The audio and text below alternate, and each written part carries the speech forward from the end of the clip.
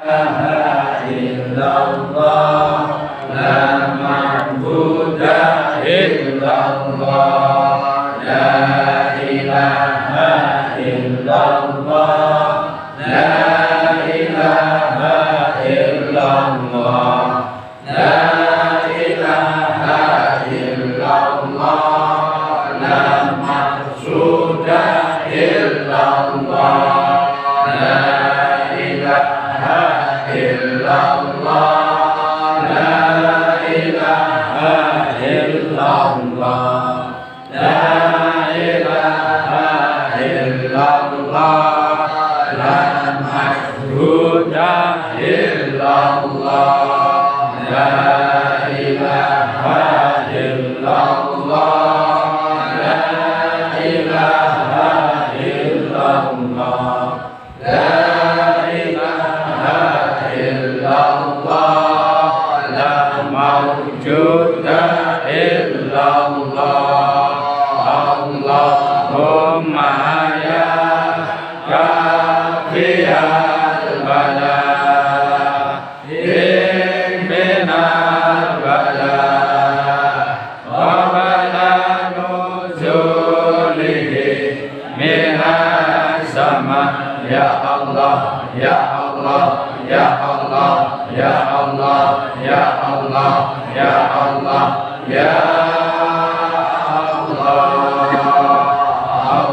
Allahumma ya kafiyal bala, ikfinal bala, wa bala nuzulihi minas sama.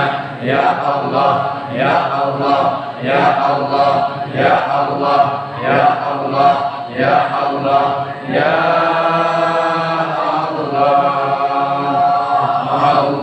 Allahumma ya kafiyal bala, ikfinal bala, wa bala nuzulihi minas sama. Ya Allah, ya Allah, ya Allah, ya Allah, ya Allah, ya Allah, ya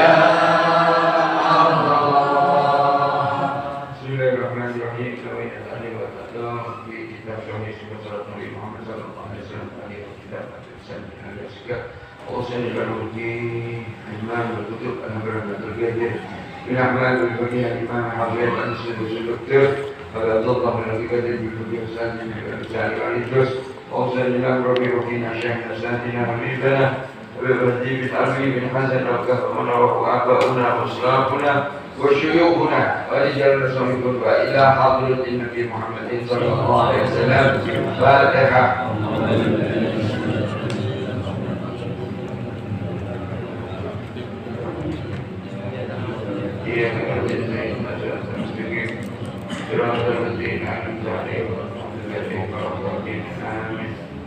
Bismillahirrahmanirrahim. Qala al-mu'allif wa nafa'ani wa bi ulumihi fid dharain amin ila akhir.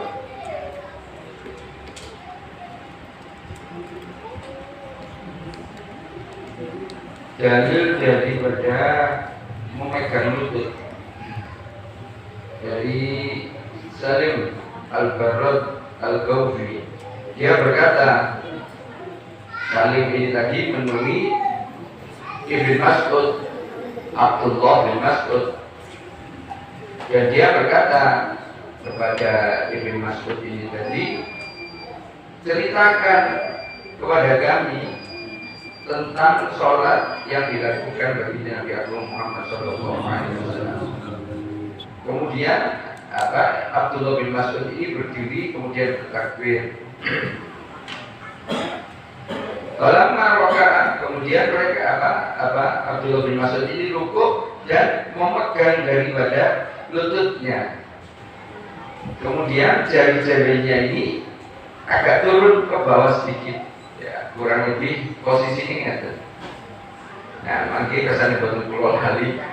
Dan ini dijelaskan dulu ketika rukuk itu sing dicepeng kuku paha. Tapi ini pun dihapus, dinasah, pun dihapus nih. Nanti Sayyidina Ali sing gak itu. Kemudian si Abdullah bin Mas'ud ini setelah megang rukuk itu jari jemarinya agak ke bawah dan dia merenggangkan ini tadi apa nih bahasa itu ketiaknya itu direnggang dan ini sampai kelihatan ini lurus tampak. Dan juga ada hadis ini dari Sa'ad bin Abi Waqqas tentang dalil yang sama, yaitu kesunahan ini ya, memegang lutut ini hanya sifatnya sunnah. Bahkan nanti di bawahnya ini ada Sayyidina Umar yang mengatakan bahwa itu yang dilakukan Nabi Muhammad SAW, maka lakukan. Jadi Sayyidina Umar itu memberikan penekanan, maka lakukan. Maksudnya apa? Ketika rukuk jangan cekel, berkulit lutut itu. Saat dengan Waqqas ketika saya melihat itu yang mulia ini ketika rukuk beliau juga memegang lutut beliau. Jadi dikatakan memegang lutut itu bukan perkara yang wajib, tapi cuma perkara sunnah. Juga di sini tadi berkata Sayyidina Umar bin Khattab ketika menekankan, memberi contoh ketika ditanya tentang sholat daripada yang mulia ini, baginda Nabi Agung Muhammad SAW pegang lutut kalian seperti yang telah dilakukan baginda Nabi Agung Muhammad SAW. Ibnu Hajar mengatakan daripada hadis ini tadi mengatakan kalau Sayyidina Umar sudah mengatakan seperti itu, sahabat yang mengatakan lakukan dengan penekanan di sini, maka kita lakukan. Kenapa? Karena sahabat yang melihat langsung daripada sholat baginda Nabi Agung Muhammad SAW, maka kita harus berusaha untuk mencontoh daripada yang disampaikan sahabat yang lebih tahu daripada sholat yang dilakukan yang mulia baginda Nabi Agung Muhammad SAW. Tapi mohon maaf ya, saya perlu tekankan lagi. Jangan sampai kita nantinya ketika mendapati seseorang atau sebagian manusia melakukan satu perkara di dalam sholat yang tidak sama dengan kita jangan buru-buru menghakimi bahwa mereka salah. Jangan. Kenapa? Karena Rasulullah sholatnya itu sore dan sahabat yang menyaksikan itu beda-beda. Mungkin Sayyidina Umar seperti ini, nanti sahabat yang lain tidak sama. Seperti yang di atas tadi, Abdullah bin Mas'ud itu merenggangkan, kalau pemahaman saya merenggangkan itu agak ditekuk ini lengannya ini. Pemahaman saya ya, karena merenggang seperti ini. Nanti akan saya sokikan lagi kepada beliau nanti. Nah, di sini juga Sayyidina Umar mengatakan bahwa betis atau lutut ini ketika rukuk tidak boleh dibengkokkan, bisa tidak sah nanti. Jadi harus lurus. Termasuk punggung ini di sini dikatakan bahwa ketika rukuk dan sujud itu tulang sulbi atau punggung ini harus lurus. Tidak boleh mengunggung, tapi beda keadaan ya. Ketika softnya dalam keadaan rapat, ketika kita sulit mungkin softnya rapat terus jangkrak ini, tidak. Misalnya karpet ini mepet. Ini kemungkinan kalau rapat antara soft kedua dengan pertama, ini kalau orangnya tinggi kayak Pak Adi nyundul. Jadi kalau untuk meluruskan tidak bisa. Lurus, kepalanya bisa kena depan, belakangnya bisa nyenggol yang belakang. Sulit, akhirnya mengungkung sujudnya. Nah ini beda soal. Karena apa? Satu keadaan. Bukan dia sengaja untuk tidak meluruskan tulang sulbi ini tadi. Tidak. Kadang aras-arasan. Rokok memang betul kalau di awal ini dikatakan bongkok. Bongkok itu lebih kepada mengungkung kan. Punggungnya tidak lurus. Nah, tapi kalau rokok dia aras-arasan, cuma lututnya tangannya terkena lutut ini tadi mengungkung ini. Tidak sahih lagi bisa. Karena apa? Ada unsur kesengajaan yang didasari malas itu. Aras-arasan dan lain sebagainya. Maka di sini dikatakan apa yang dianjurkan dari sahabat ini, ya termasuk ini betis, ya betis termasuk lutut ya. Kalau nekuk, kalau betis kan memang nggak bisa ditekuk karena tulang panjang ini. Ya ini lututnya ini, lutut yang dimaksud belakang ini jangan sampai ketika rukuk ini agak ditekuk, lurus seperti yang saya katakan ketika ini. Nah, tangannya ke dalam lutut, kemudian posisi tangan ini tadi lurus, betisnya juga lurus. Ini manfaatnya banyak, manfaatnya banyak. Cuma kita tidak nyari manfaat itu, nyarinya apa? Bagaimana sholatnya Nabi Muhammad SAW dengan dalil shollu kama ra'aitumuni usolli. Sholatlah kalian seperti kalian melihat saya sholat. Saya siapa? Nabi Muhammad SAW. Ya, mohon maaf ini sebelum saya lanjut, saya tadi itu teringat hadis yang di awal-awal ini mengenai tentang masalah kekhusyukan. Ya, di sini saya baca ulang ini. Jadi di sini diterangkan. Ini mohon menjadi perhatian kita karena sholat ini apa ya? Satu perkara yang penting. Sampai-sampai kalau masih ada napas itu disuruh sholat. Kalau masih ada napas itu disuruh sholat. Nah, di sini kalau jenengan masih ingat, sholatnya manusia seseorang itu jadi tergantung dari kekhusyukan. Kekhusyukan ini kalau di bab setelahnya kan perpaduan antara jasmani dengan rohani, batiniah dengan zahir, ya, perpaduan di sini.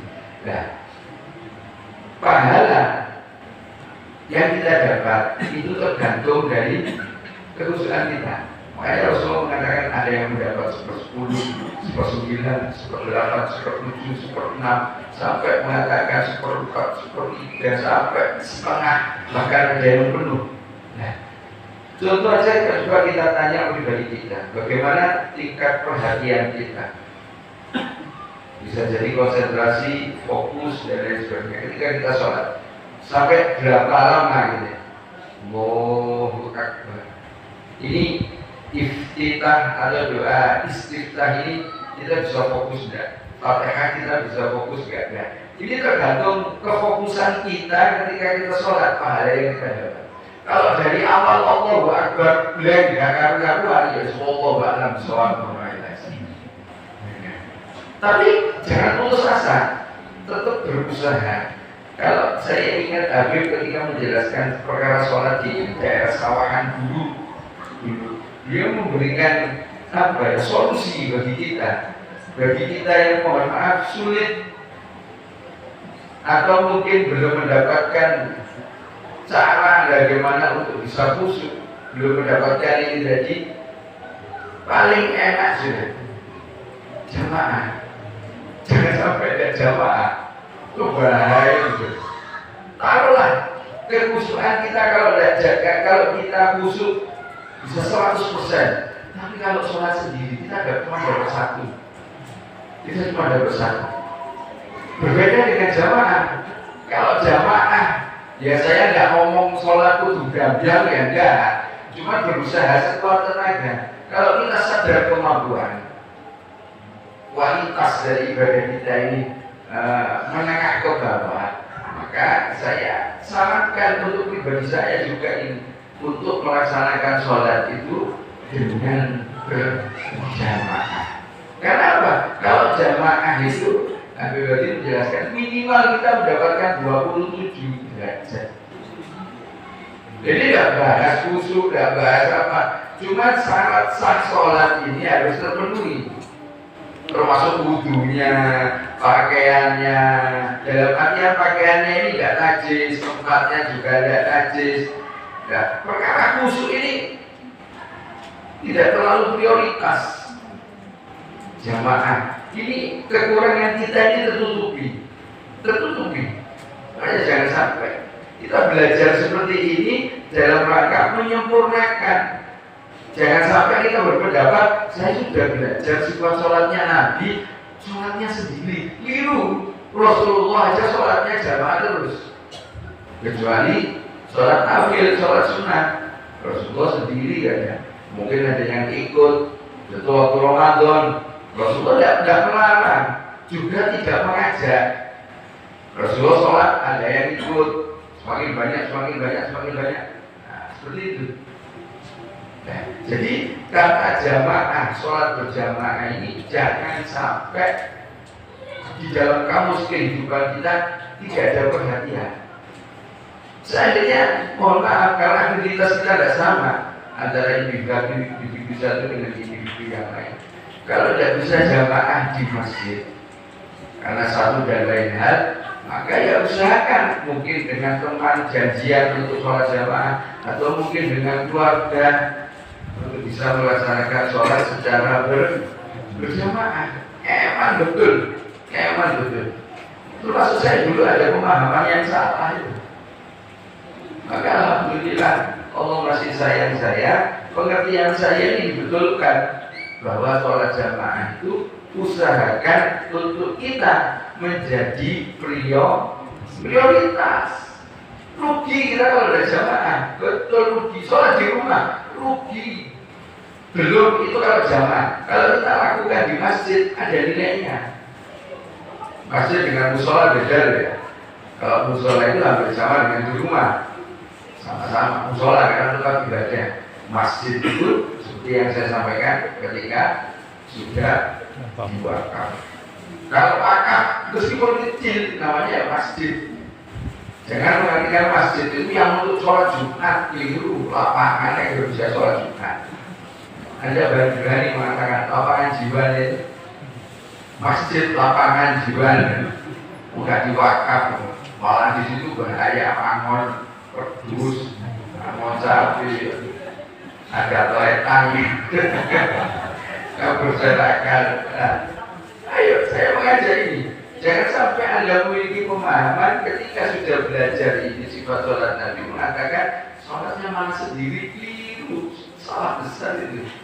Untuk menutupi ketidaksempurnaan, kekurangan yang kita miliki, maka kita prioritaskan untuk bisa berjamaah. Dan kesunahan di dalam sholat yang kita ketahui, kita aplikasikan, kualitasnya semakin baik, istimewa. Nah, mungkin itu sedikit yang bisa saya sampaikan. Insya Allah besok masih bahas masalah rukuk dan ada beberapa permasalahan di sini yang nantinya akan kita bisa bicarakan. Termasuk di sini ada keterangan rukuk yang sempurna itu yang bagaimana. Nanti di sini ada. Insya Allah semoga semuanya diberikan panjang umur, Allah berikan pemahaman dengan sebenarnya dan sebaik-baiknya pemahaman tentang agama Allah dan tentang kasih Allah bagi Nabi Muhammad sallallahu alaihi wasallam. Insyaallah. Amin. Bismillahirrahmanirrahim. Bismillahirrahmanirrahim. La ilaha illallah. La ilaha illallah. Fi kulli zaman. Fi kulli zaman. Bismillahirrahmanirrahim.